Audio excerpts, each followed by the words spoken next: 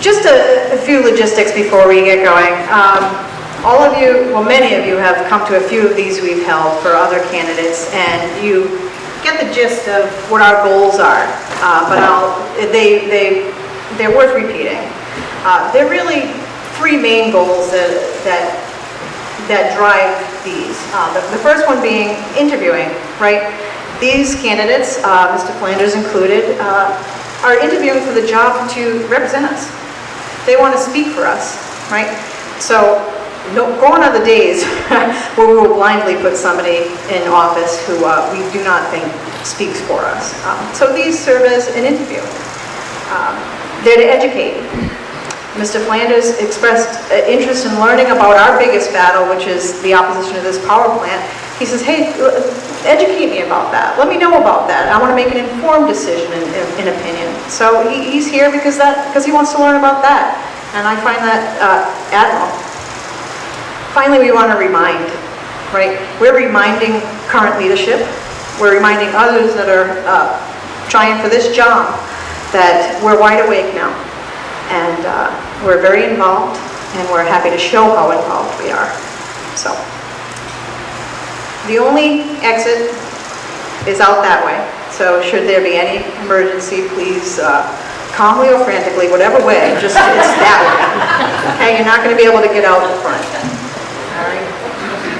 If you'd like your chance, your opportunity, Mr. Puffin, to speak to the judge, make a comment, or ask a question, please sign in the back. If you're sitting here and you think, oh, something in the conversation sparks a question, just go back there and fill out a card, fill out your name on a card. Lynn's going to go back and forth and make sure I don't miss anybody, so anybody who wants a chance to speak gets a chance to speak. And also, if you're sitting here and your question has been answered or you just decide not to ask it, when I call upon you, just decline. And that's how we'll run that aspect of it. And afterwards, as Betty mentioned, there'll be refreshments downstairs, so please join us for the social part of this. You know, this is kind of a bit more formal, although we hope an organic conversation is sparked from it. Mingle with us later on, have a cup of coffee and some refreshments, and you know, maybe give a few bucks to this church to help sustain it. It's a beautiful building. We're very honored to be able to use it. Thank you. When I promote or organize these events, I'm careful to remind everyone that we are not limited to questions or comments that are power plant related. We're a very diverse group, and we have plenty of concerns over the path our state, frankly our country, is on. I'll keep this statement very brief because I want to have plenty of time for a substantive conversation with Judge Flanders. Mr. Flanders made it clear that he wants to know what this corner of the state is worried about or what we're even pleased about.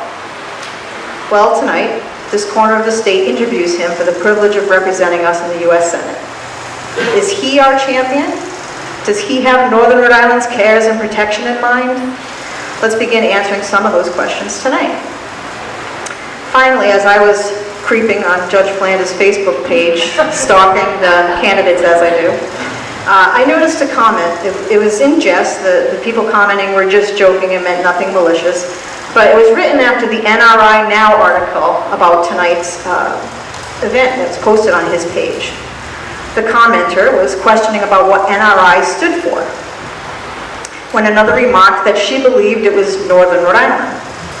They had laughing emojis as they went back and forth to how they didn't realize that the state was big enough to separate North and South. This had me thinking. There was a time when we didn't realize that either. But slowly, over time, we've noticed a frustrating and quite sad trend with our current leadership.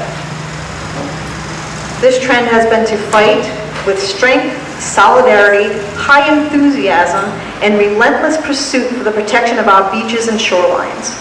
This is a worthy fight, and it's justified, of course, and we look for that in our leaders. But as for the landscape up here in the northern part of the too little to separate state, our forests, our lakes, our streams, our camps, and our farms, and I could go on. The attitude of the current leadership has been, sell it, or we can't get involved. I can only surmise it's about money or big interest, or maybe they believe there aren't many of us up here in Northern Rhode Island. Well, Northern Rhode Island can get involved. We have gotten involved. and we are more than happy to show just how involved we are come this November. And with that, I'd like Judge Flanders to come on up here, introduce himself, and tell you all a little bit why he's running for the job of U.S. Senate.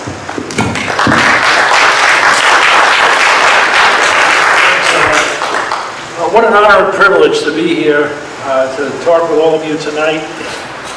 This is a beautiful part of the state, and it's a thrill to be here and to learn about the issues that are of concern to you. I was privileged again to have a personal tour of the site for the proposed power plant. Bill Potvin drove, and Bobby Woods was the color commentator, and so they did a great job taking me around and showing me the area in question and where the trucks would come in, and all the beautiful landmarks and parks and waterways and lakes and the like, campgrounds that are so characteristic of this beautiful part of the state. So that was a wonderful introduction to Burrillville. Not that I'm a complete stranger. I was telling Bobby and Bill that for 12 years I served as the Gloucester town solicitor earlier on in my legal career. When I lived in Harmony, Rhode Island, when I first came to Rhode Island, that was where I started out living. And then I moved to other parts of the state, and I now live in East Greenwich, Rhode Island. So let me start by introducing myself with a few background facts that I'd like you to know about me. So I first came to Rhode Island 51 years ago as a Brown University freshman. I grew up in New York. I'm the oldest of 7 children. I have 5 sisters and 1 brother. Came from a very humble, modest, working class family. Neither of my parents are college graduates. We lived in a 1-bedroom small cape. So with 5 sisters, I learned the virtue of getting up early and commandeering that 1 bathroom so I could get a good start on the day.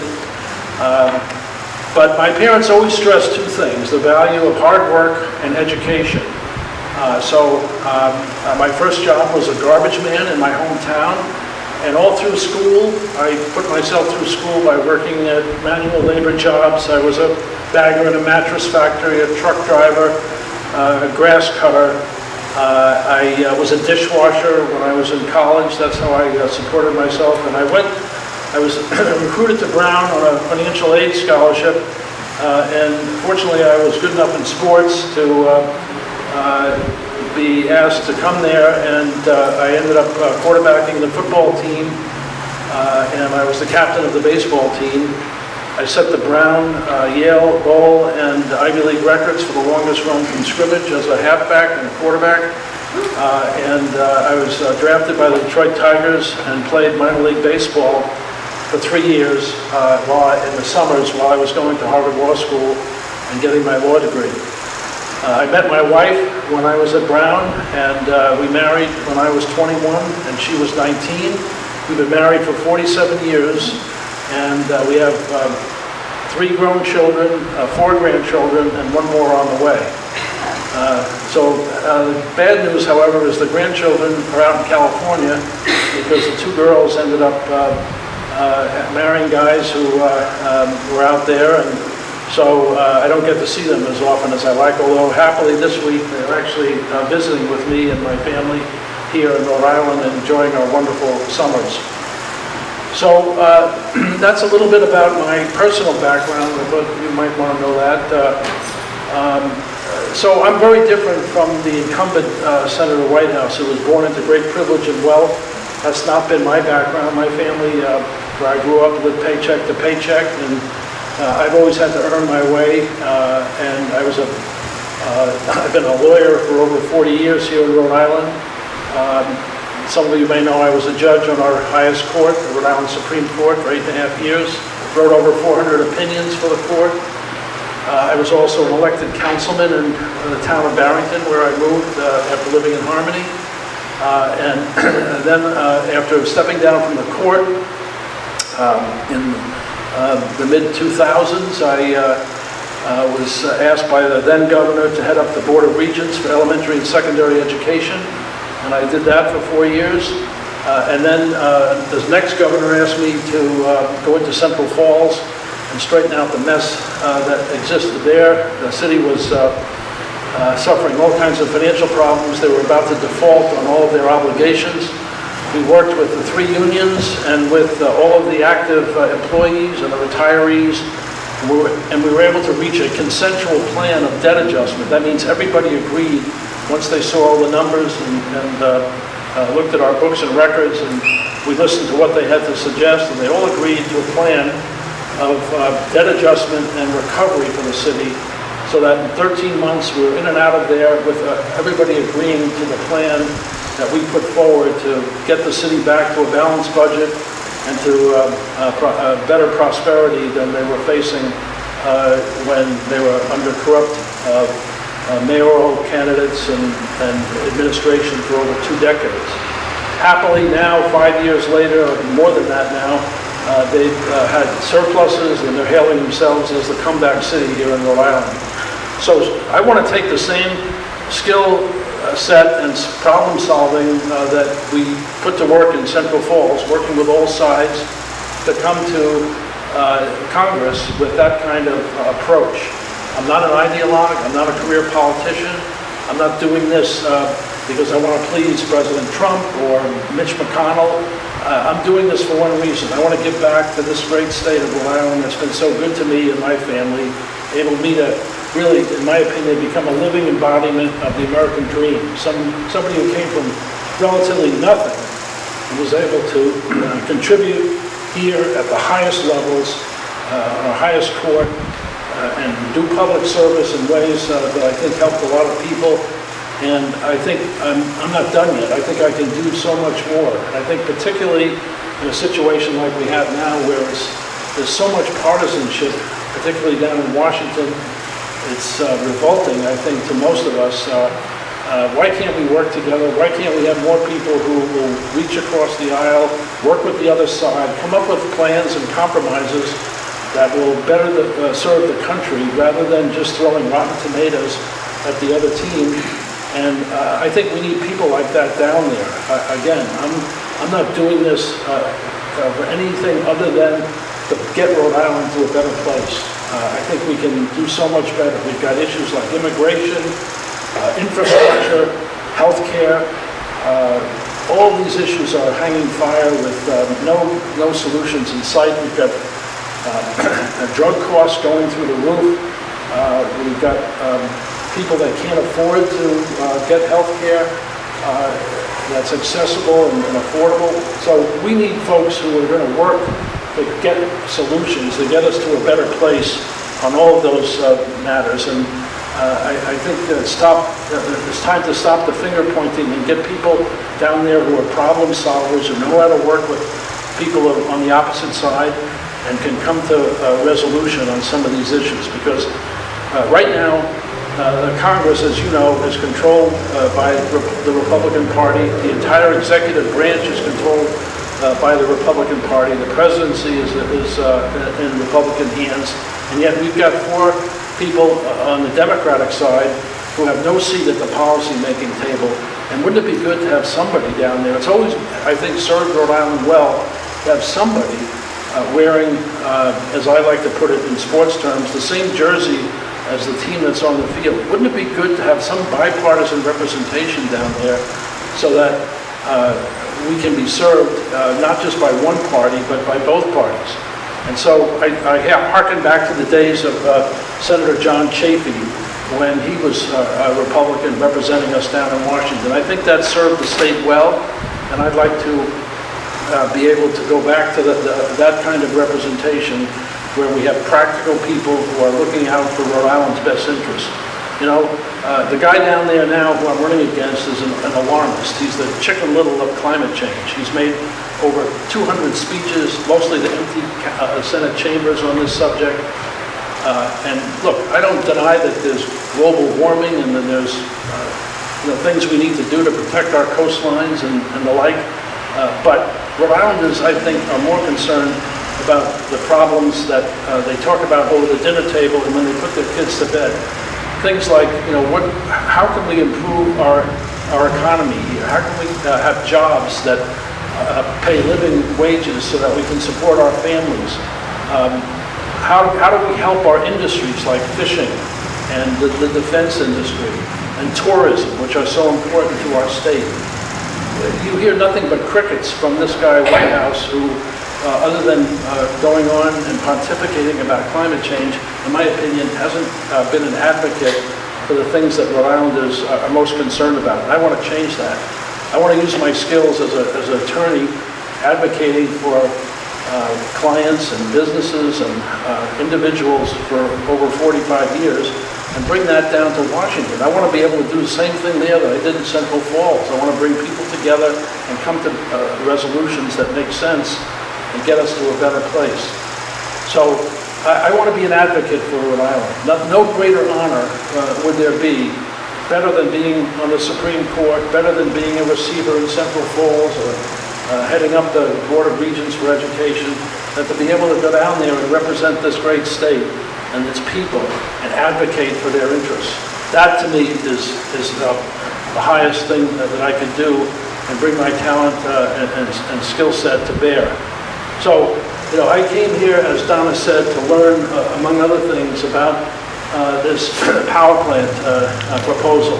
And of course I've read about it in the paper, and I've been concerned about how not only Borough, but most of the communities in Rhode Island have lined up against this proposal, and I was curious as to why there was such a depth of feeling and why folks were so adamant and digging their heels in to this. And as I said, I got a good dose today of what the reasons were, and among them, not the least of them, is the fact that the truck route to bring in the diesel fuel and the water goes through a fairly densely populated part of the town on narrow roads, and the safety issues that presents are paramount.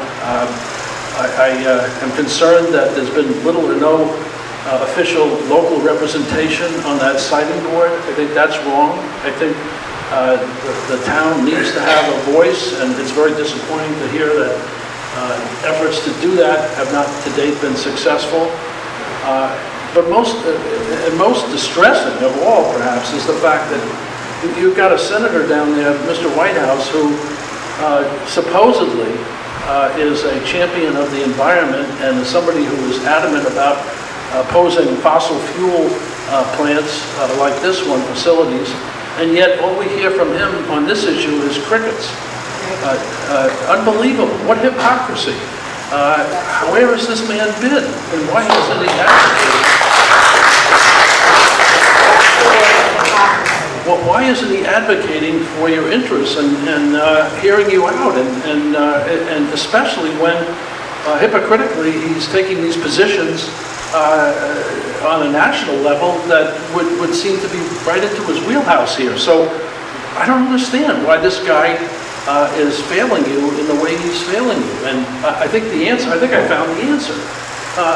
He's taken over $100,000 in contributions from proponents of this power plant.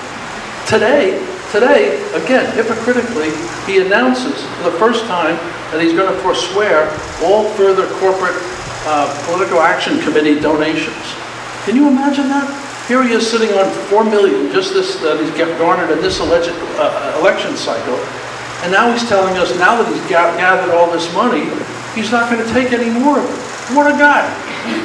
This is like Willie Sutton after he's robbed all the banks, saying, this is not a bad way to make a living. I don't need any more. I'm not going to do it anymore. I won't take any more of this money. What hypocrisy! So, to me, the fact that Whitehouse has been, if not adamantly in support of this, been silent mostly on this whole issue, tells me that there's something rotten here, and the way this Invenergy proposal is being put forth. They're trying to buy their way into this part of the state, and I don't like it one bit. And I'm so glad that I got the tour that I got today and the information that was provided to me about why this proposal doesn't make a lot of sense as far as I can see.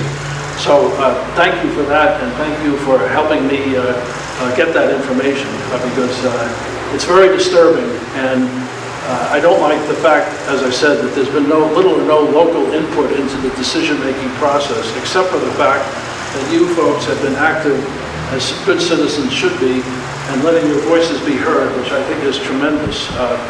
That's what we need. I mean, there's nothing worse than apathy, and to see that Donna and the other folks here have been active in voicing your concerns about this is really, really terrific. So, I'm running again to make a difference. I think we need a guy who isn't a professional politician, who's somebody, this is my first time running for statewide office. I've done a lot of public service things, but I'm all in favor of term limits. I'm in favor of not having people just be concerned about getting reelected, as Whitehouse seems to be. He's been a professional politician all his life. We need change. We need somebody in there who can fight for the things that you're concerned about, and not somebody who's all about his election campaign and getting his donations and just being a citizen of Washington, D.C. We've had enough of that stuff. So that's why I'm running. I have been talking to folks all over the state, getting great support, and it's very gratifying. But my biggest challenge is raising the money I need to get my name ID up there and to get on television and do all the things you need to do to let people know what your message is, what you stand for, and why you're running. So I'm doing that. I'm very active in this race and going to all parts of the state. And I just want to introduce a few folks. This is Richard Kirby, my campaign manager. I've got to do my job. And I've got a Burrillville fellow, Brad. Stand up, would you? Brad is a student at URI, lives here in Burrillville, and he's been our communications director in the back is Robert Ensign. You folks have been very gracious, and I want to give plenty of time for people to ask me questions about any issues, including the power plant, but other things, as Donna said. There are plenty of other issues we can talk about, and I'm happy to entertain and speak to anybody who has questions about where I stand on any of the things that are of concern to you, and would love to hear from you. So, thank you all. Thank you.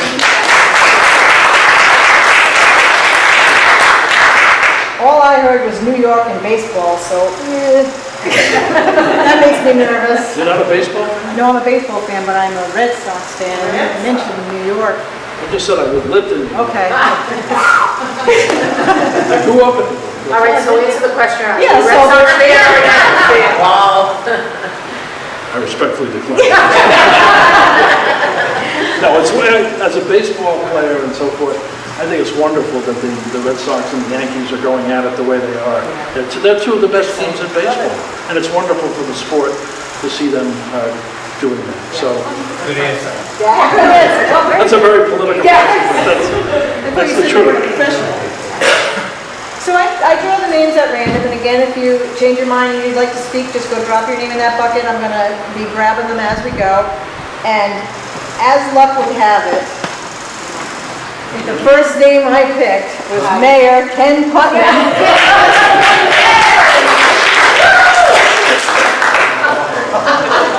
I can. I have one question right away, quick for you. I can't find out if you're a Democrat or Republican.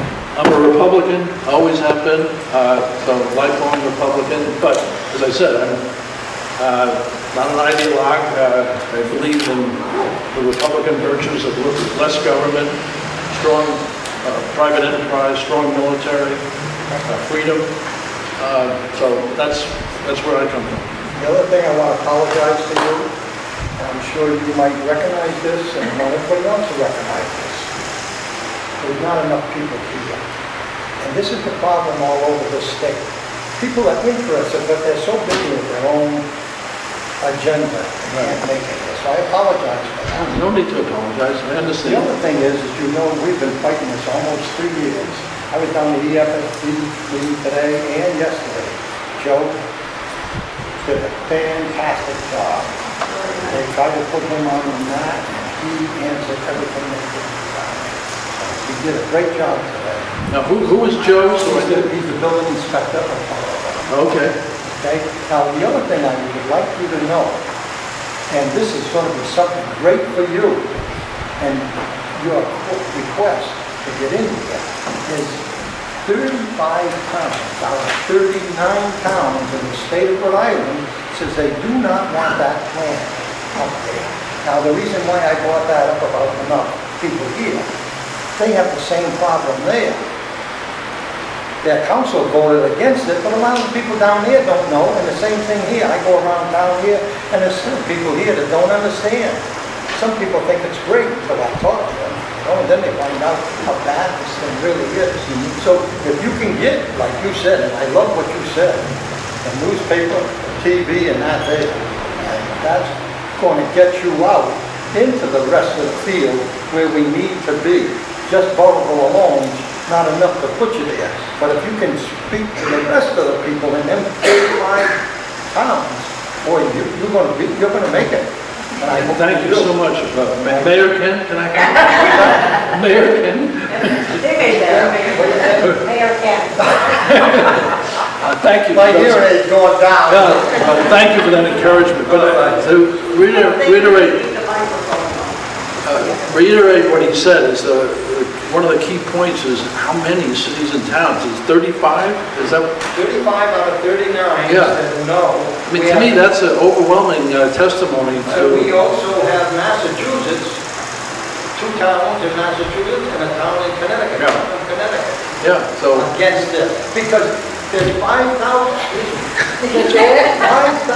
acres of preserved land right here in Bonneville alone. When you count in Connecticut and Massachusetts, we're talking about 7,000 acres of preserved land. Yep. And Janet Coit, you might have heard of her, she's in charge of Yes. CEM. And she's on the EFSB. Yes, she is. And I have gone to all these meetings and I've read what she did. She bought, with your money and my money, 189 acres of land from the Boy Scouts. And the Boy Scouts were so happy about that land was going to be preserved forever, and she did too. And I used to read that. And why she's on that board, I don't know, right? But here she is, right there, the Boy Scouts, TB Hospital, Wallam Lake, used to be my TB hospital up there. Pulaski Park, all the other places, 20 ponds around this place, and they want to build it. Yeah. When you said oil trucks coming up here, ammonia trucks coming up here, water trucks coming up here, sewerage has got to leave there because there's no sewerage coming. When they allowed that other plant to go in, after they took our rights away in 1988, they made them put in a water line and a pipeline for oil. The water line goes dry at the end of September, August, September, right in there, because they grow out of the Blackstone River. So when that happened, they bought out Pirelli's Sand and Gravel and Cement Company in Slatersville and made a big pond. And every 5 minutes, there's 2 trucks going in and 2 trucks come out. If you ever saw that road, it's sopping wet, all up and down. Yep. They're lucky up there because of the fact is that the river comes up when it's winter. The water table comes up, so they don't have to do that. So their roads aren't wet. But these guys here, these trucks are going to run all year round up there. Can you imagine freezing weather and water on the road? Again, with all the other stuff that's coming on here. the tour I got today with Bill and Bobby, they were careful to point that out, and I think I must have seen 6,000 of the 7,000 acres that they made sure I, noted all those points that you just covered. So they did a great job of educating me about how treacherous that would be, particularly in the winter months when these water trucks are spilling their load and getting that ice all over the highway, and these houses right chock-a-block right next to the road. Yeah, it's not a good scene. One other thing I would like to bring up to the people here, and you will, today, we were fighting with 2 lawyers, and Not good to fight with your lawyers. well, not us. Oh. Their lawyers and ours. Okay. They're after the water under the ground. and the aquifer, and they're gonna, before they're gonna give them a permit, they're gonna make them drill down to see if it really is the aquifer, anywhere that they're gonna build that plant. If it is, they can't build a plant. Okay. So that's something that happened today. Good. So you were at the hearings today? Yeah, oh, yeah. Oh, Good for you. yesterday too, last week. Do you all think it makes sense to share the microphone? Could you hear Ken or? I hear you in my sleep.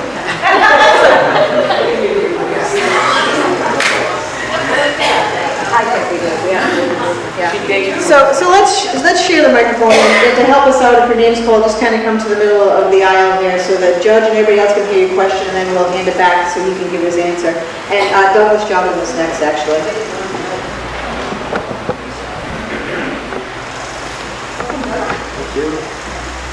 Judge, thank you for being here. We appreciate it.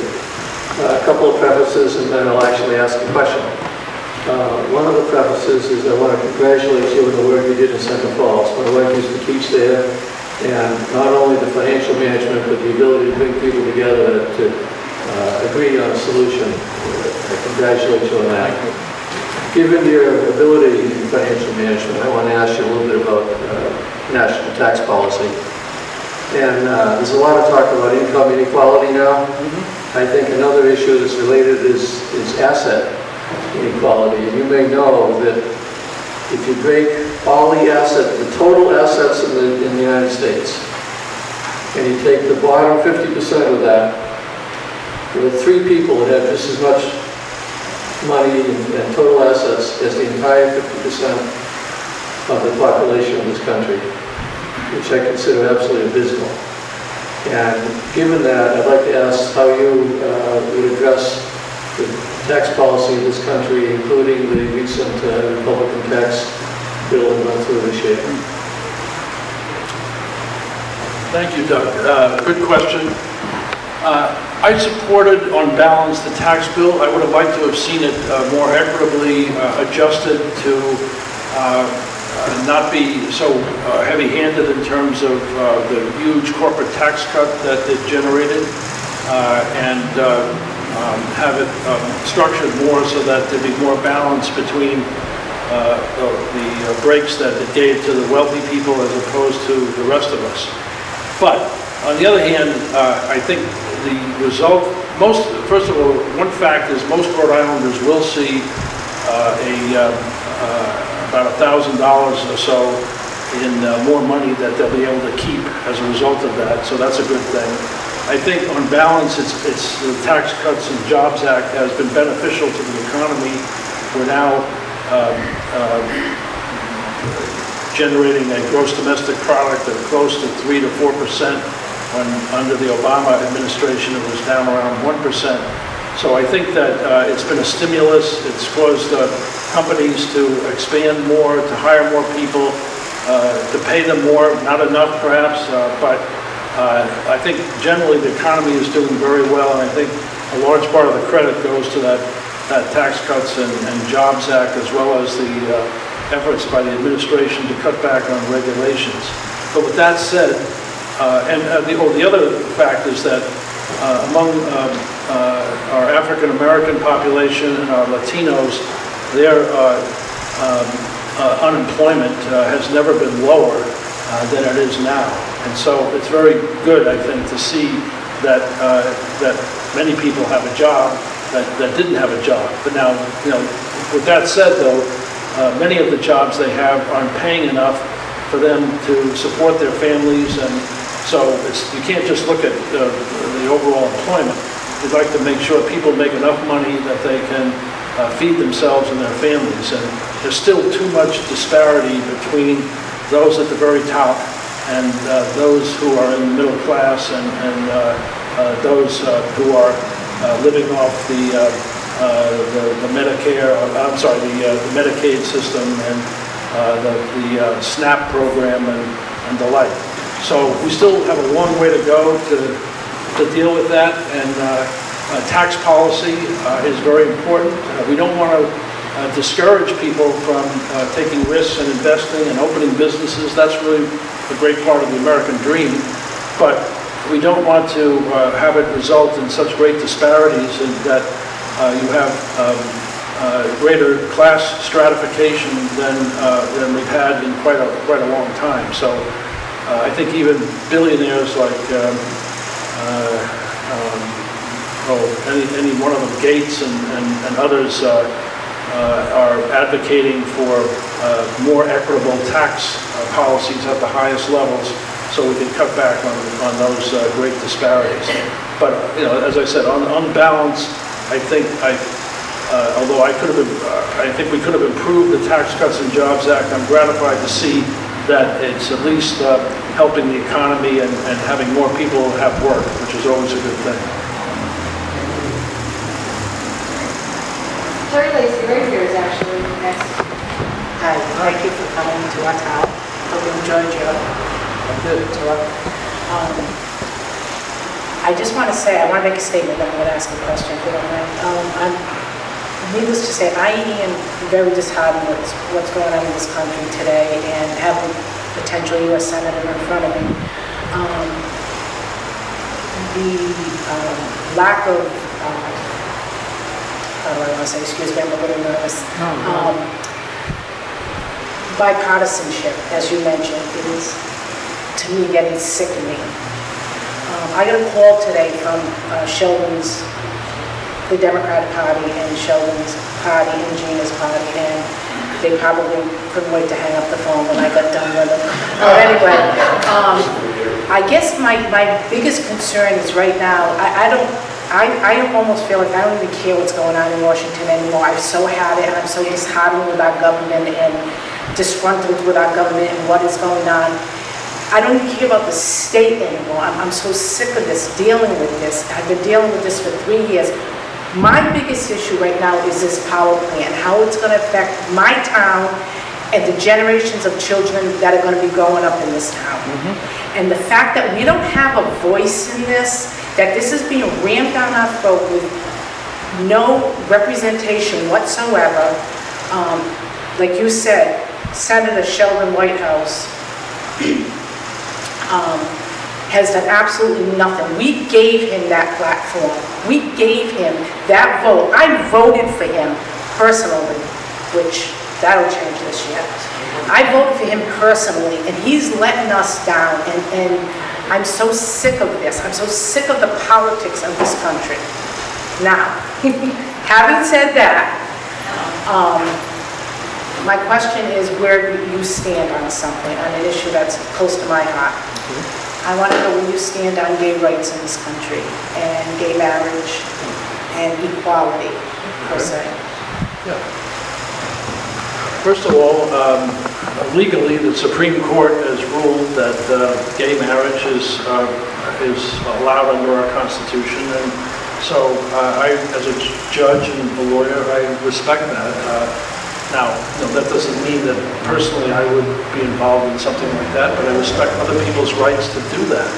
And so, I also respect the fact that that creates religious issues. We saw that in the cake case. You recall that was before the Supreme Court recently, where a gay couple wanted to get married and they asked for a special cake to be made for them, and the bakers involved said they didn't want to be able to, they didn't believe from their own religious standpoint that they wanted to support that gay marriage in that way.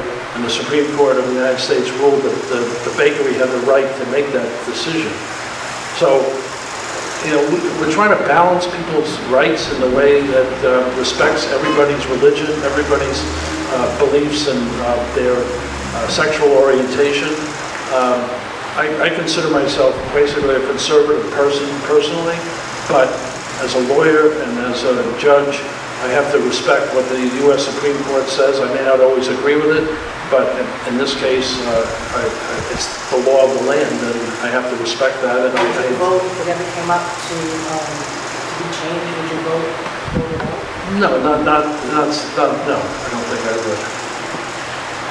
Can I have a follow-up question, because I bet I know this. What do you go, if you are elected?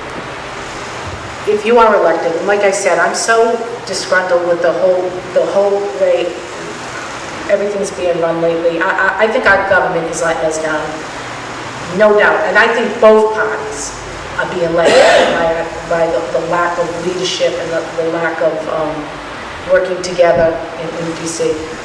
If you are elected, what are you going to do to help our town fight this power plant? Is there anything you can do to help us? Or while you're campaigning?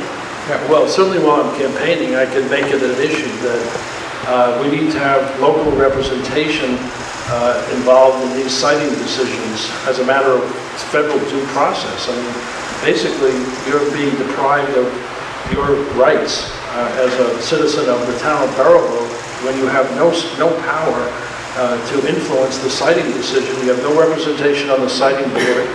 And so, I would advocate for whenever there are decisions involving interstate commerce, which certainly this power plant would involve that the siting decisions be such that the local communities have representation so that they don't get this jammed down their throats,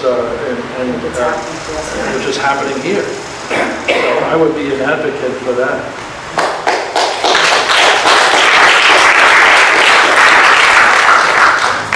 Tina Caldwell.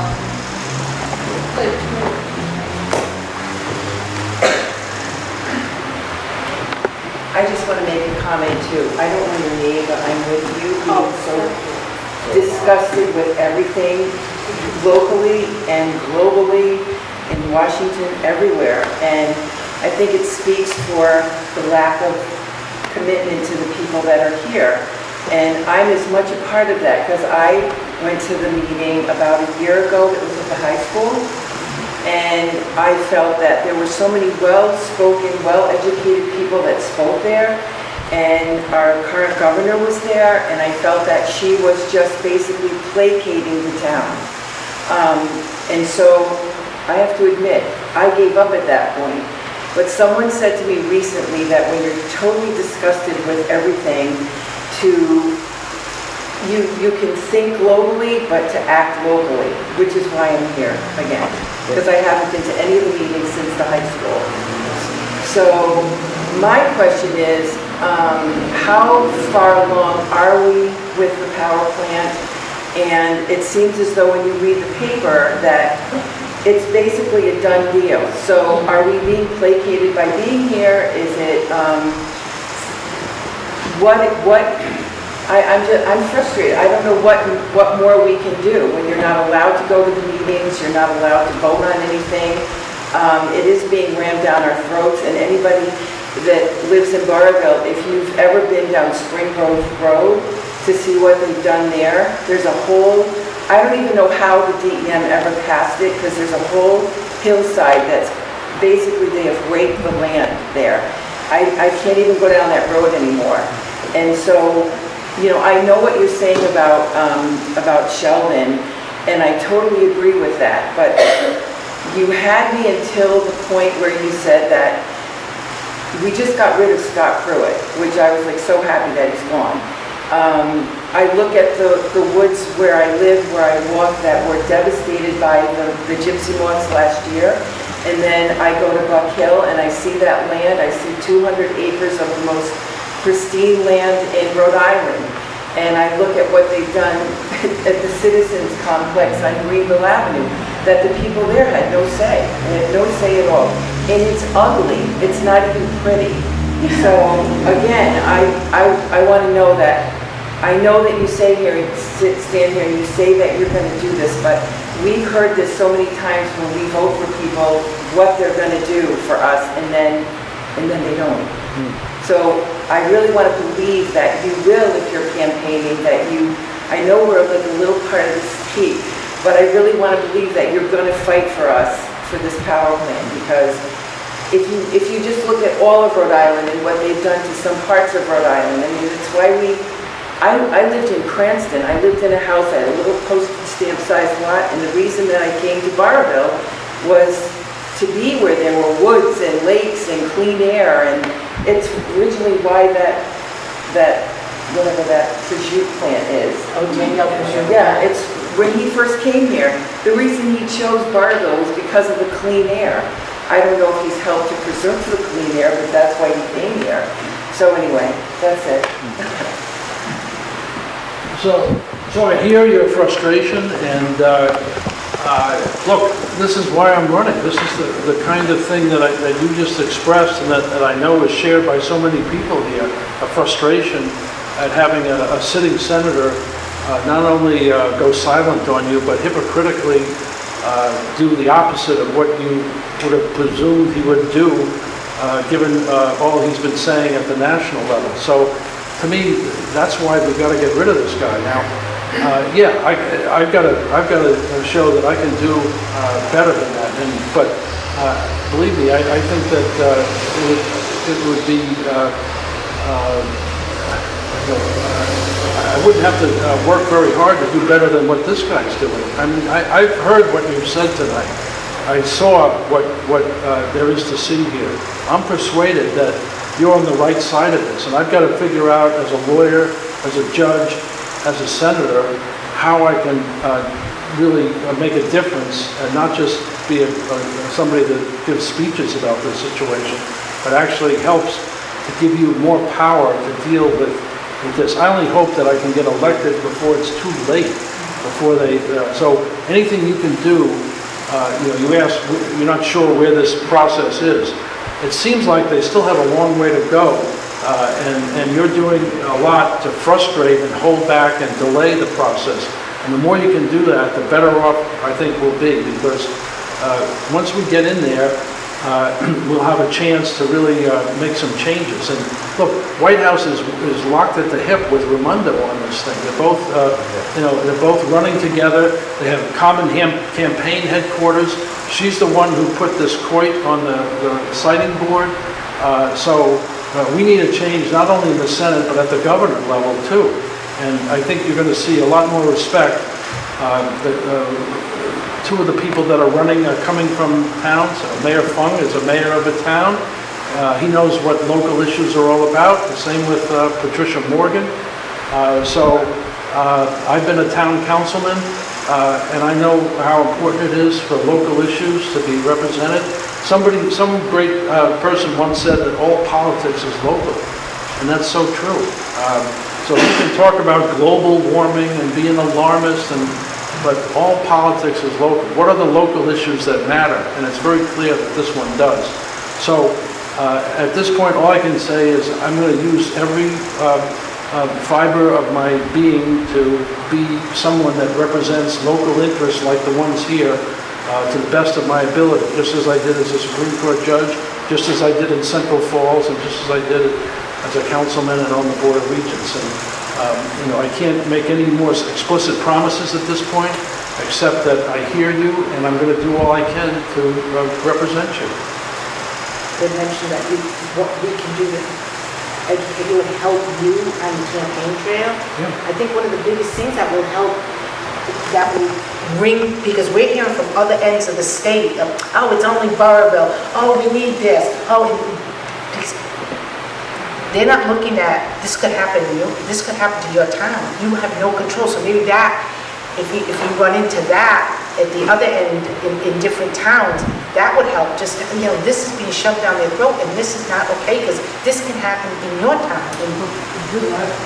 I got to tell you that this is why 35 other towns are backing you.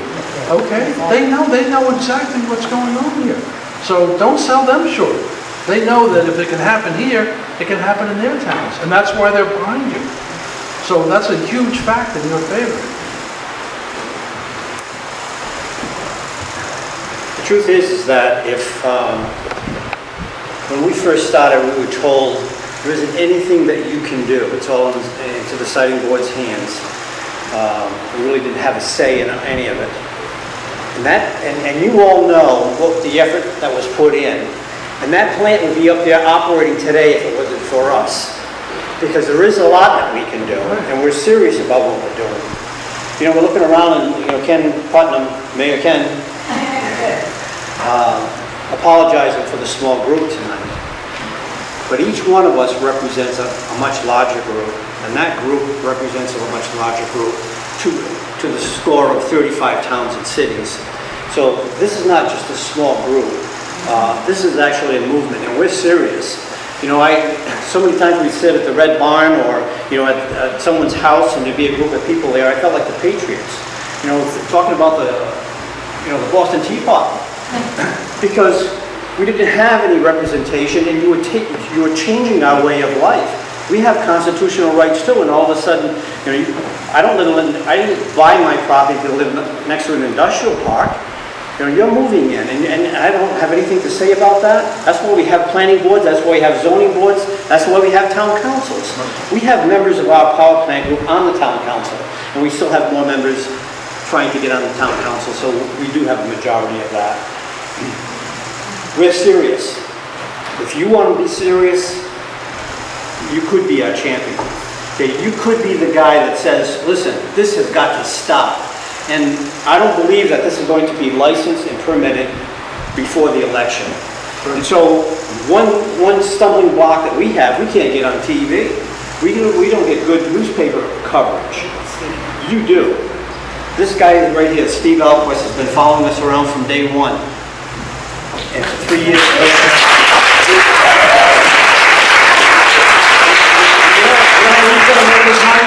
he's going to write a book about this. Yeah. How Boroville has a story like David and Goliath. Yeah, that's right. Bob, you just made a great point. I can be a champion for you on the campaign trail because I am going to get coverage, and I can point out this example of not only the hypocrisy of Whitehouse and use Burrowville as the key example of that, and use that as a campaign wedge, but also point out the fact that 35 other cities and towns are behind you, and they don't want to see this happen to them. And so we have to win this here in Burrowville, because if it doesn't, it's coming to your community next. It may not be a power plant, but it'll something else where the state's going to jam And something. some things that are not for sale. Absolutely. Thank you.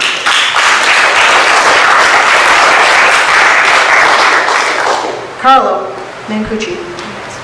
Keep the microphone, I don't need it. You can use it, trust me. Thank you for coming tonight, we appreciate it.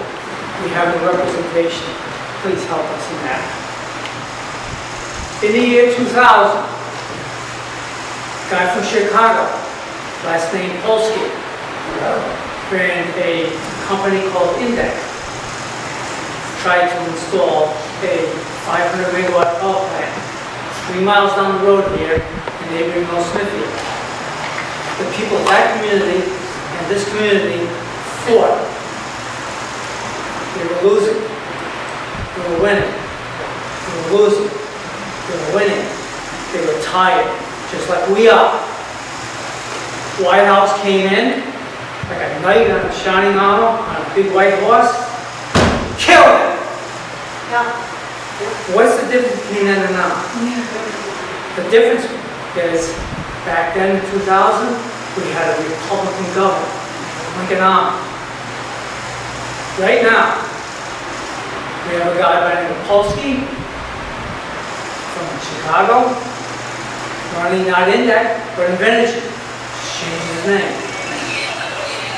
Let's put a power plant here, a gigawatt, twice the size. Twice the pollution, twice the environmental hazard, twice everything. Where's the White House system? Could you please use that as a hammer and bang it over his damn head?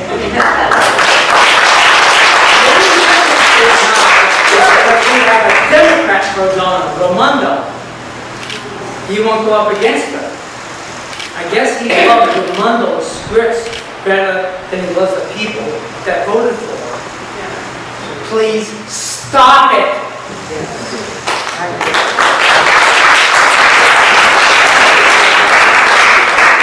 We have a White House problem, Sheldon Whitehouse. That's my ad. I like Sheldon Whitehouse. My wife and I voted for him. I like a lot of his positions. I still do.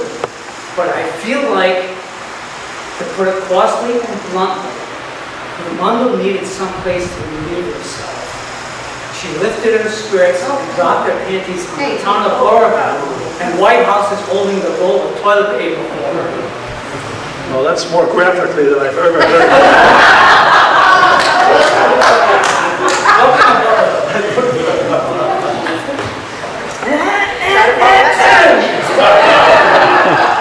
Follow that up. Yes, I do get red. Cindy was here. Yeah, I gotta follow that. You have to follow that. It should be noted that Cindy is running for town council. Oh, yeah, congratulations. That's it. There's actually several people here that are, and so we're excited about that. So I have a few questions and a few concerns. I hope that's okay. You know, people come and they talk to us and they support us, and oftentimes I kind of go away from these meetings feeling like they basically said, I feel for you, but I can't quite reach. And so I guess my question to you is, should you get elected, I would like to know specifically what you could do in the Senate, what laws you could enact or try to get enacted that would change the landscape of how things are done.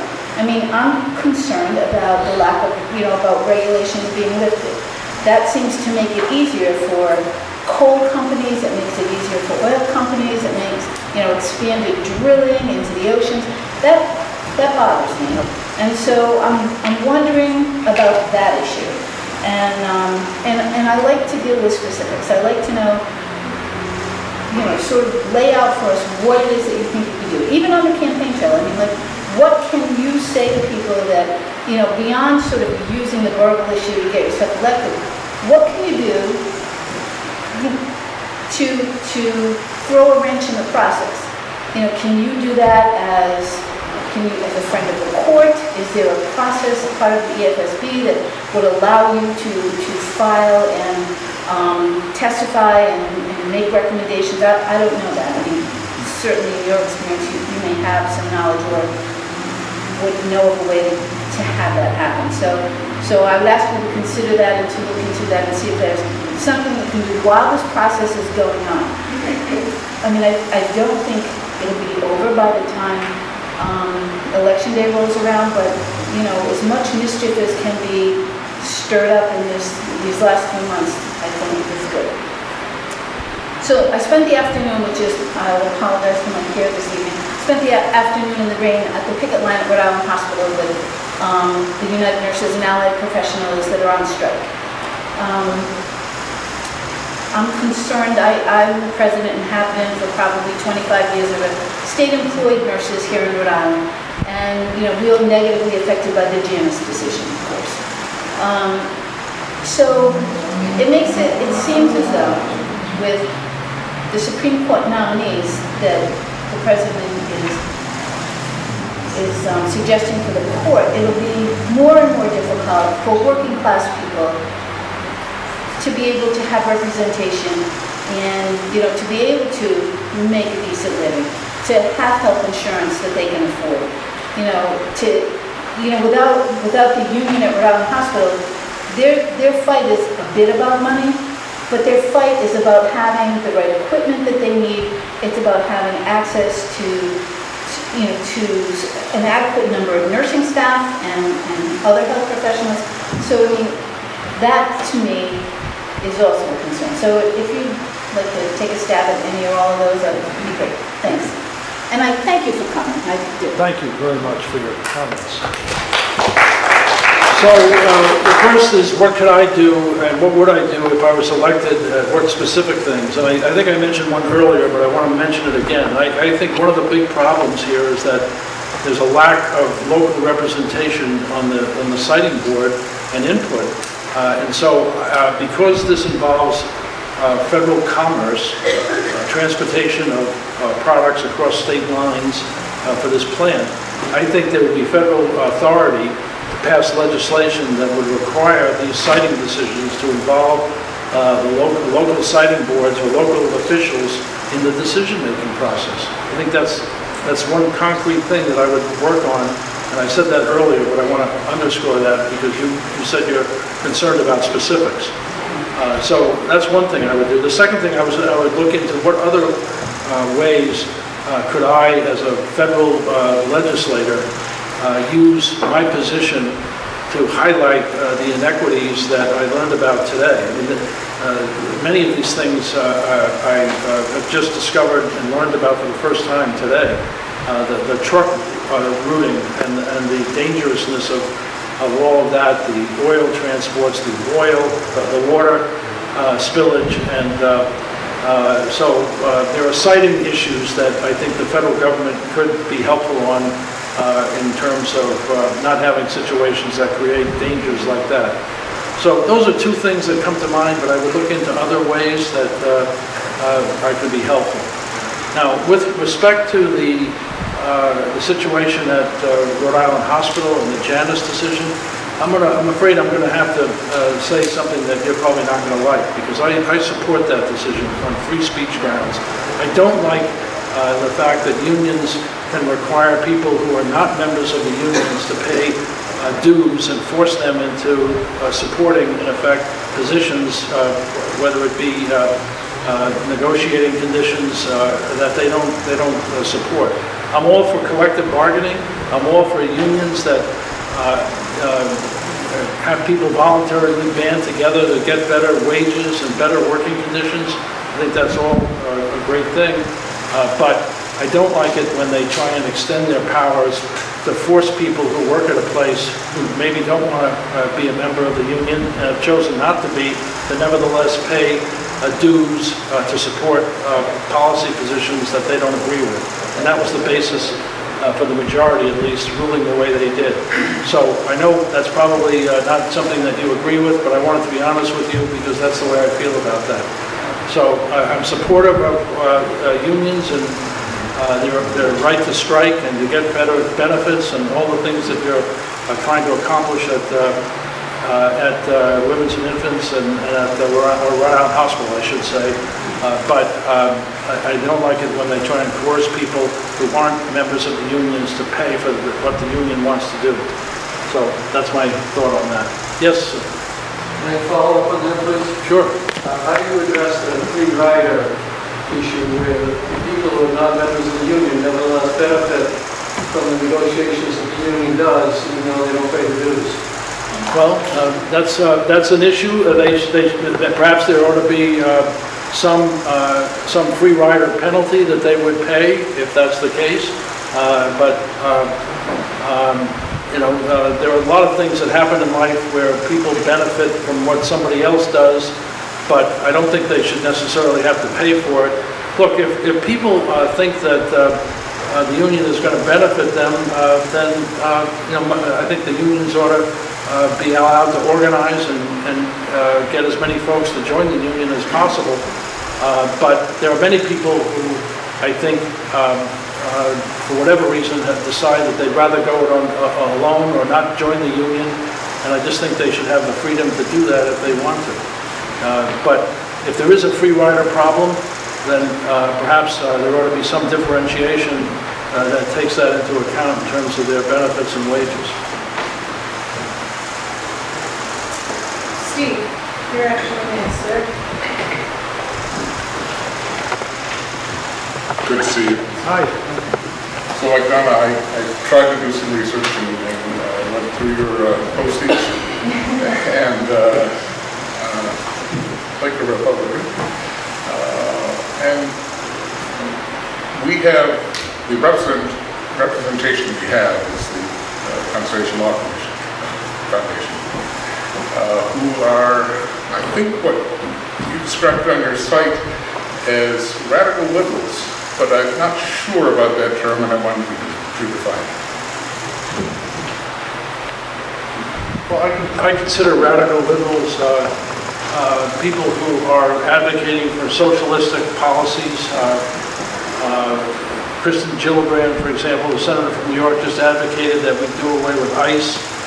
Bernie Sanders has advocated that we have an all-government healthcare system which would cost us trillions of more dollars. I think we need a better healthcare system, but I think we need to introduce more competition into the system, allow us to buy insurance across state lines, free up the federal government to use its leverage to negotiate lower drug prices. I don't think the answer is a government-run healthcare plan for everybody, and that's basically what I consider to be a part and parcel of a very radical, progressive, democratic agenda that we're seeing. I don't know where the Conservation Law Foundation comes into it, but I do consider Whitehouse and some of the groups that back him on a national basis to be environmental extremists in terms of the solutions they're proposing to some of the issues that we're facing with climate change and global warming. I don't like arbitrary abandonment of fossil fuels completely, which is what some of them are advocating, when that would be detrimental to our power situation. We pay some of the highest power costs right now in the world, in the country, and so we've got to be mindful of that.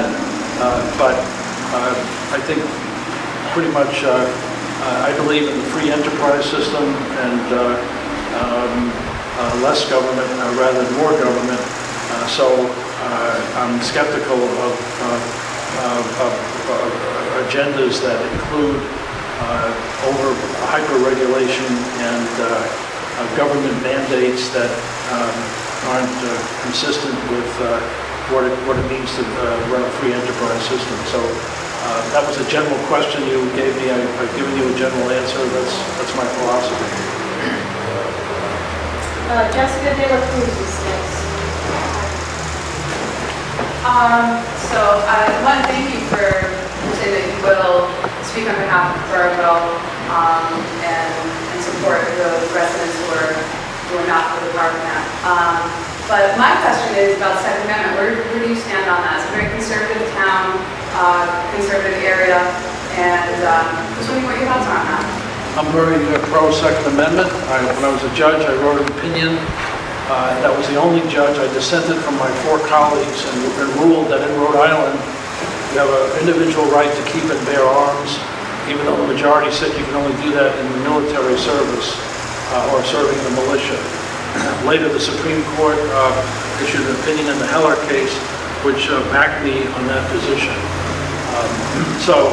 I'm very pro-Second Amendment. I think it would be ineffective to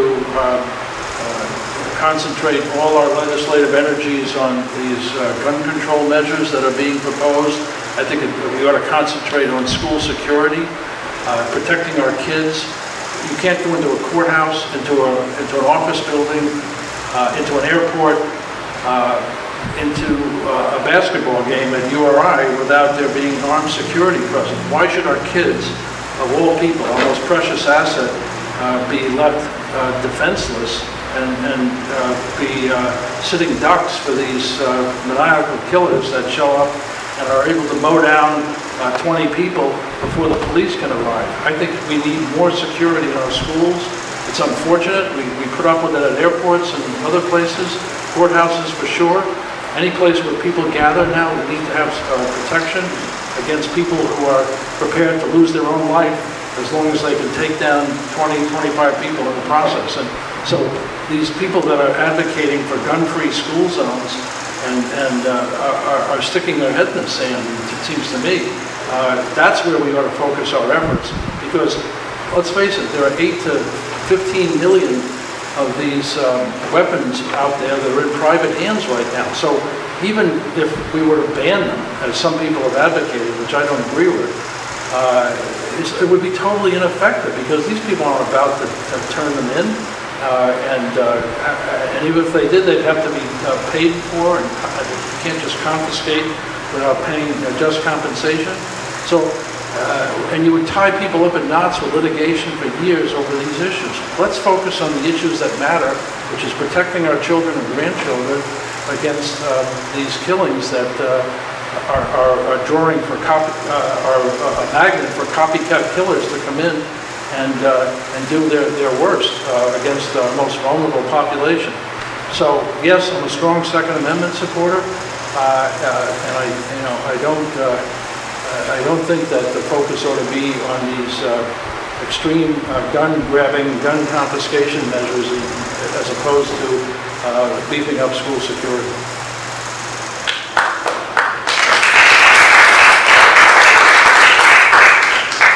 we have two people left that have submitted their name. It's going to be Al Carrillo and then Mike Lammer. Hi, my name is Al Carrillo. This is my first meeting. I'm sorry I wasn't able to come to any of the others because last year I was diagnosed with lung cancer. And it was caused, I'm a non-smoker, so it was caused by air pollution. So anything that's going to pollute the air is against. And using a fossil fuel plant like this, I don't want it here. I don't want it here for me. I don't want it here for the kids that are growing up here who will be breathing in this stuff all their lives. And I don't know if you people saw the article in the Socket Call this past week, where this company is testing land, where these big towers will go to carry the electric power from this plant. After I read the article, I said to myself, why would a company spend all this money for the erection of these transmission lines and not have a deal already done? To me, this indicates to me, maybe I'm wrong, but it indicates to me that this is a done deal. Gina wants it, Gina's going to get it. And I hope this doesn't happen, because I don't want to see any more pollution. Thank you.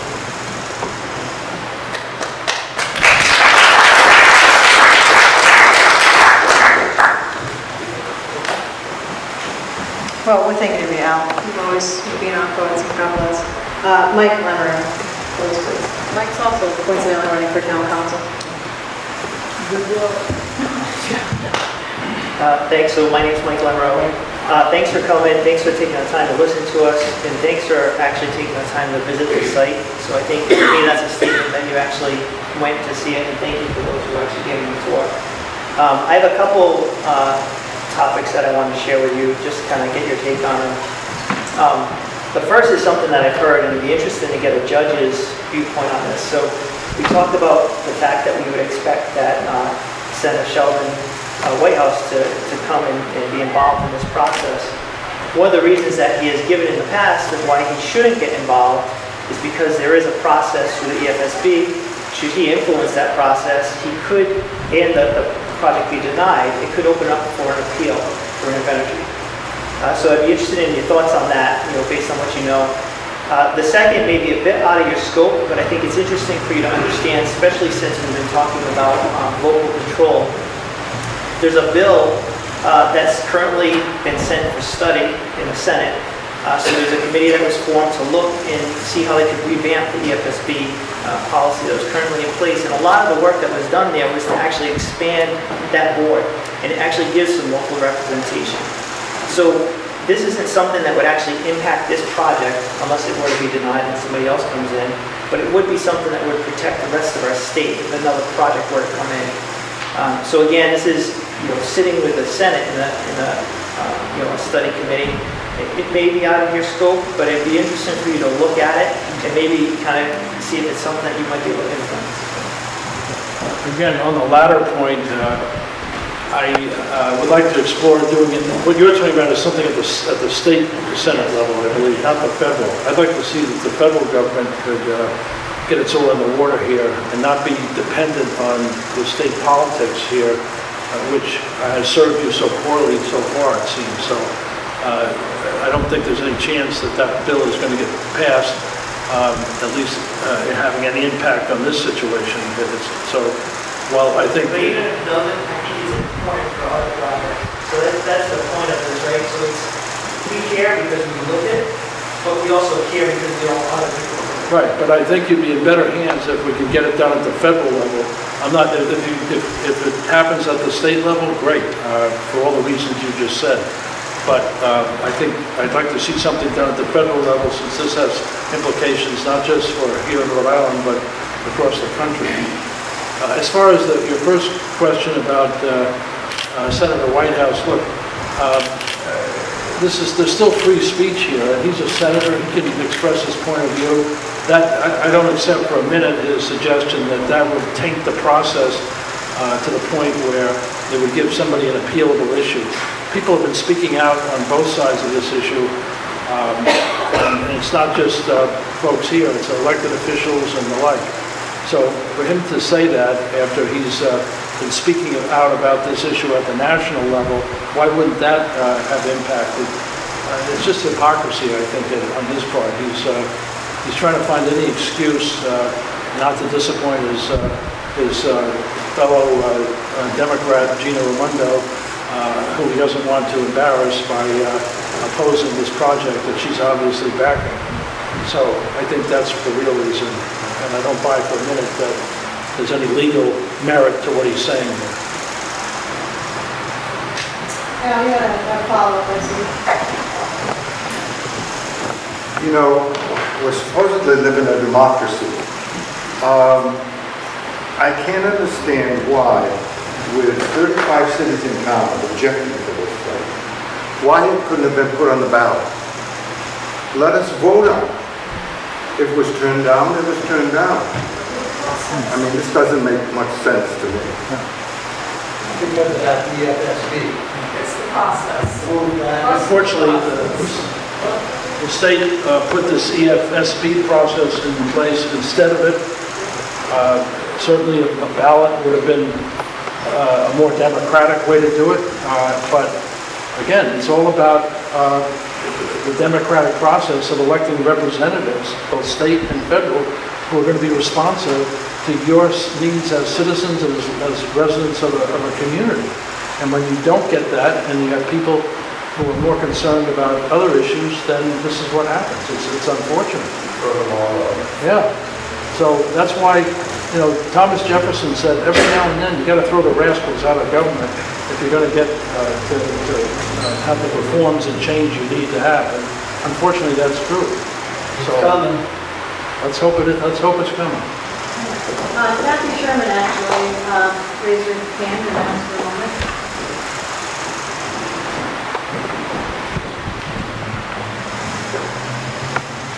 Thank you, Your Honor. Thank you for coming to Borough.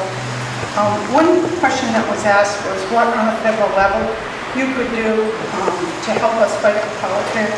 One issue that we've heard about is the environment, but there's also a safety and security issue that really can be addressed on the federal level. An energy facility is considered a high asset facility, which means that it has to be regulated and it has to be controlled and meet certain standards for safety. In this current environment, with all the media attention on terrorism attacks and whether or not it be our infrastructure, our water, our energy facilities, there are things that the federal government can do to protect us. Under the Trump administration, and I understand that you're a supporter, the deregulation of a lot of the controls that have been in place is concerning. So I'd like to know what you think you could do to help us even on the security. That's an aspect of this plant that's never been addressed. If we don't have a security plan, we're not even sure if this company can't get the application correct. How do we really know that they could build the facility? Who's going to monitor that? What oversight is available to make sure it's secure? And although I'm not a terrorist and I don't think like a terrorist, if I did and I really wanted to get the biggest, quote, bang for my dollar, I'd pick a small little rural community in the middle of nowhere and blow it up. But we don't have any security over that. There's no one that's paying attention to really what these type of infrastructures can do to our community, not just the environment. Thank you.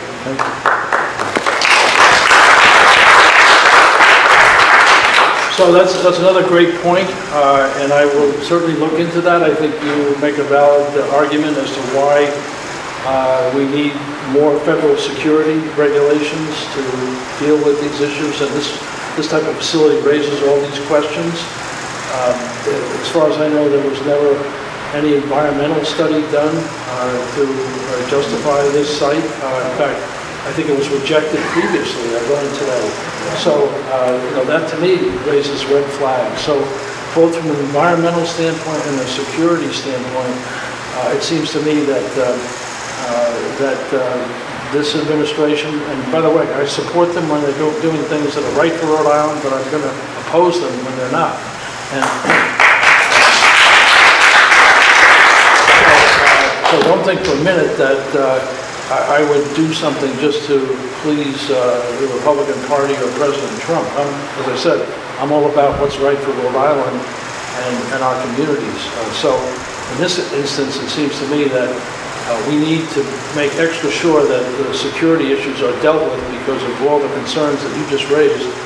And the environmental concerns are not to be belittled either. And it's very disturbing that there's been no environmental impact study done specific to this siting proposal. I don't know why that's so. Obviously they tried to work something to get around it, but that to me is not acceptable, particularly in such an environmentally sensitive area as this one, with all the threats to the environment that this proposal presents, just from what I learned today. So yeah, I would do everything I could at the federal level to work that security angle and the environmental part of it, regardless of whether President Trump thinks we need less regulation in that area. Yes? Oh, sorry. No, please. Ben Putnam, raise his hand. I want to go to Suzanne U.S. and then I'll let you go. I don't need that. Okay. We have generations in here. I come from 5 generations. Dad and Mom just died 3.5 years ago. Dad lived on the Long Lake Road 98 years and born in the same house. That's what I'm trying to tell you. This is all about our family, like people are saying. We're concerned about our family and what they're going to do up there. But here's the important question. I'm so glad you're a judge. I don't think you can answer this, but I'm going to try it anyway. Okay. Because you're a judge. I was a judge, yeah. Yes. And Gina wants this, but she has put this off until 2019. If she has them appoint that they can get there, the new governor, if there is a new one, can they squash that even though she's let it come in? As long as there hasn't been a final decision, the answer is yes. They can. This EFSB is given the final decision, so if they But, give it... but if they're not making it, if they haven't made it yet, and they don't make it by the time of the election, and there's a new governor that comes in, and the new governor can put different people in place and other regulations. But isn't Gina still in until what, January or something? Well, she's still in there. John, right? She has a month or two Yeah. as a lame duck. But you know, it sounds like it's not going to be a fait accompli even then. And in any event, there'll be an appeals process. And until there's a final decision after appeals, there's still possibilities to... They brought that up again today. Yes. There's going to be an appeal. Absolutely. Then,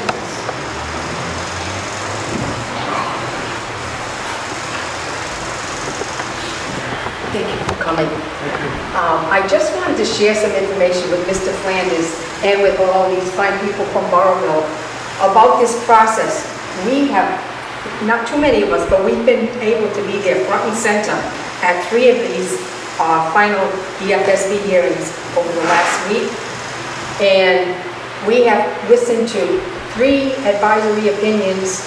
They're expert advisory opinions from the Invenergy folks. And all 3 have been on the payroll, or they're still on the payroll. They work for Invenergy, they get paid by them. And 3 of them were asked, have you ever opposed a power plant? And they all said no, except for one. One said, well, and he said it wasn't half the size of ours. But he said, well, they said, why did you? And one of the things he said, well, it was a rather affluent community. So I thought that kind of stuck out in my head. And then today there was a major motion made by Mike McElroy that we have some drilling, so we know exactly where that aquifer is, because there's some confusion about it. And a power plant cannot be built on an aquifer.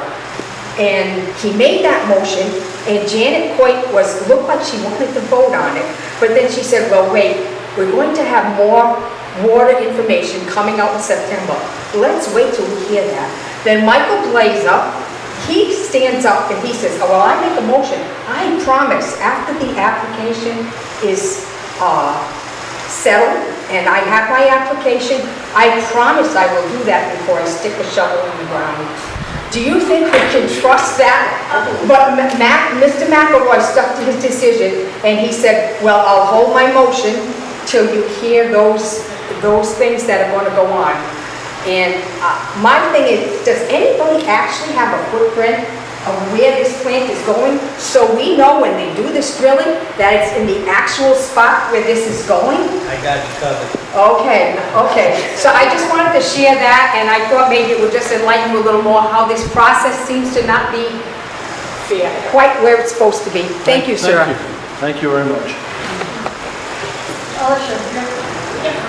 So, current Senate Republicans, many of them refuse to acknowledge that we are in this crisis. I mean, we can talk about climate change for hours on end, but when it comes down to it, this issue, energy policy, permeates into so many other things, like our water resources.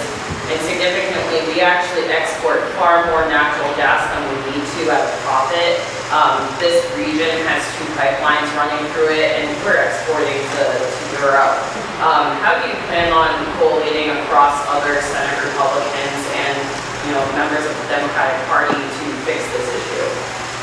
Well, yeah, I think that we shouldn't be exporting it when we have a situation here in New England and elsewhere where apparently we're going to diesel fuel during the winter when, for whatever reason, there's supposedly not enough gas, which leads to more pollution and a worse environmental impact.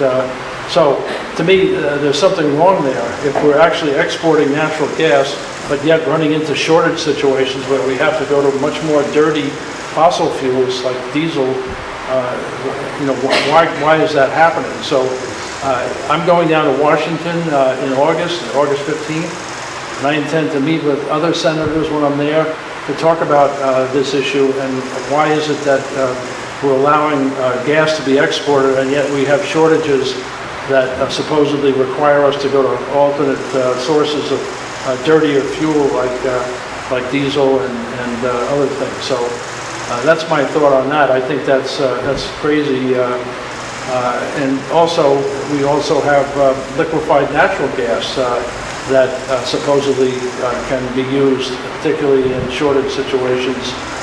So I don't know why we need to go into much more polluting fuels like diesel when the situation is such that we have seemingly enough natural gas to heat our homes and our businesses here in New England.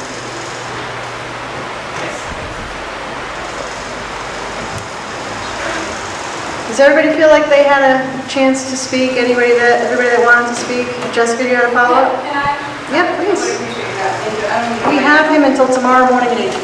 I won't keep you that long, I promise.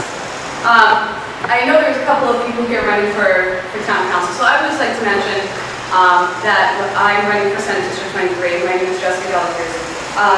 And hearing these testimonies and going through newspaper articles, what I came across was Senate panel kills bill requiring verbal vote on power plant proposal. And this is the pro joke. And it says, legislation aimed at blocking a controversial natural gas burning power plant proposal bill died in committee on Wednesday without getting a full vote on the Senate. Then it goes on to say that the committee's decision to schedule a vote on Fogarty bill, not only to kill it was an unusual move, after hours-long hearing on June 8th. We need representation at the State House. And I've been going around to many of the residents in Borough, and the resounding voice is, we don't want the power plant. And I've heard some people who have confided in me and said, we have our Senator Fogarty, who's stepped down, who has said to one of his constituents, I just vote how I'm told to vote. We can't have that in the Senate. We need people who are going to speak up for residents before they vote.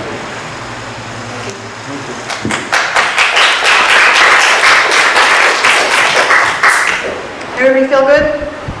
Feel all right? Is it time for my solo? No? I could. I'm not gonna. I don't want to embarrass anyone. We do have refreshments downstairs, so I invite all of you to go down there and mingle. I don't know how much time Judge Flanders has tonight, but man, we appreciate what time you did give us. And as I said, as many people mentioned, taking the time, you know, two, going there and looking at that site, seeing what we're talking about, seeing what we've been fighting for generations. You know, this is, boy, nothing bothers us more than that not in my backyard talk. It isn't about that. P.S., remember we were just talking about how small Rhode Island is? This is all of our backyard. So this means the world to us. We really hope you do follow through with counting us on the campaign trail, and thank you so much for your time. Best of luck to you.